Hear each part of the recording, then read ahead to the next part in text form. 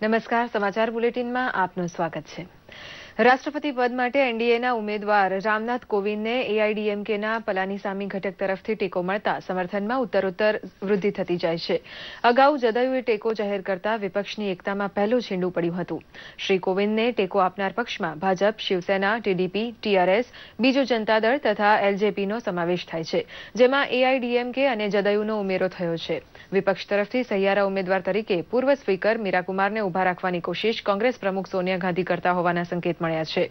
વિપક્ષની સંયુક્ત બેઠકમાં લેવાયેલા નિર્ણયને શિરોમાન્ય રાખવાની વાત લાલુ પ્રસાદ યાદવે કરી છે। દરમિયાન ઉમેદવારી પત્ર આવતીકાલે દાખલ કરવાની હોવાથી અટલ બિહારી વાજપેયીના આશીર્વાદ લેવા માટે શ્રી કોવિંદ તેમના નિવાસસ્થાને ગયા હતા।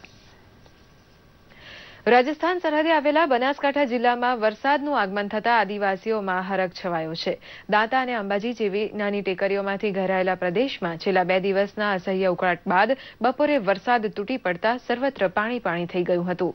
પહેલા વરસાદે ઠંડક છવાતા ઉનાળો પૂરો થયો હોવાની રાહત શહેરી લોકો અનુભવે છે, તો ખેડૂતો વાવણીની તૈયારીમાં લાગી ગયા છે। અંબાજી મંદિરે યાત્રાળુઓને વરસાદને લીધે તકલીફ ન પડે તેની વ્યવસ્થા કરાઈ છે।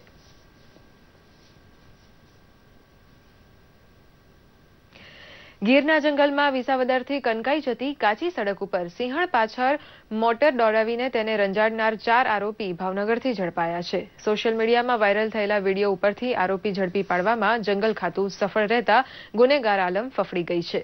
ગીરના ગેરકાયદે ચાલતા લાયન શો જોવા ગયેલા ભાવનગરના 4 વ્યક્તિએ સિંહણ પાછળ ગાડી દોડાવી વિડીયો ઉતાર્યો હતો, જેને લીધે તેમને જેલના સળિયા ગણવાનો વારો આવ્યો છે। ભાવનગરમાં રાજહંસ ક્લબ નામે ચાલતા વોટ્સએપ ગ્રુપમાં વિડીયો મુકાયો હોવાનું પગેરું દબાવતા જંગલ ખાતું સફળ થયું હતું અને 4 આરોપીને જબ્બે કરી વિસાવદર વન વિભાગ કચેરીને સોંપી દેવાયા છે।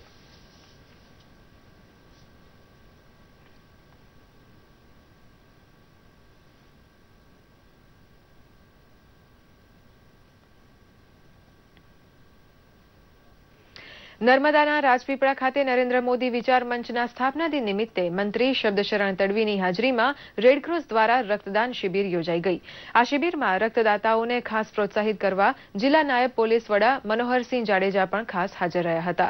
આ પ્રસંગે રાજ્યમંત્રી શબ્દશરણ તડવીએ જણાવ્યું હતું કે નરેન્દ્ર મોદી વિચાર મંચ એ એક એવો મંચ છે જેમાં રાજકીય અને સામાજિક સંસ્થાઓના સહયોગથી પ્રધાનમંત્રીની કલ્પનાના ભારતને બનાવવા તેમના વિચારોને જન જન સુધી પહોંચાડાય તો તંદુરસ્ત સમાજની રચના થાય। રક્તદાન શિબિર માટે આવેલા યુવાનોએ સૌને અભિનંદન આપ્યા હતા।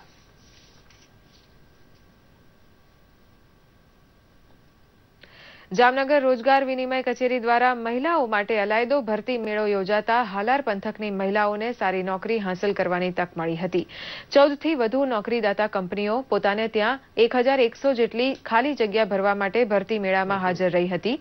બેરોજગાર મહિલાની હાજરી 1400 આસપાસ રહેતા તેમની લાયકાત અને અનુભવને આધારે 630ને ત્યાં જ નોકરીની ઓફર લેટર આપી દેવાયા હતા। જૂન દરમિયાન દરેક જિલ્લામાં મહિલા ભરતી મેળો યોજી 25,000 બહેનોને રોજગારી અપાવવાનું આયોજન રૂપાણી સરકારે કર્યું છે। અને આ સાથે જ આ સમાચાર બુલેટિન અહીં સમાપ્ત થાય છે। નમસ્કાર।